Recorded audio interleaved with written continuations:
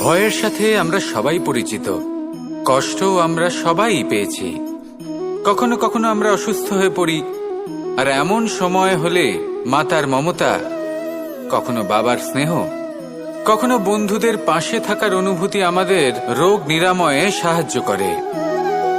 কখনো যদি আমরা নিরাশ হয়ে পড়ি, তখন যদি আমাদের কোনো আপনজন আমাদের দুটো ভালো কথা বলে, তখন আমাদের মনোবল বেড়ে যায়। ঠিক তেমন সংসারের এই রঙ্গমঞ্চে যদি আপনি পীড়িত অনুভব করেন, কিছু শুভ কথা আলোচনা করুন, কিছু স্তুতি গান করুন, কিছু মুহূর্তের জন্য হলেও নিজের ইষ্টদেবের কথা স্মরণ করুন আর প্রার্থনা করুন। সাহস বাড়বে, শক্তিও বৃদ্ধি পাবে এবং সামনে এগিয়ে চলার পথও দেখতে পাবেন।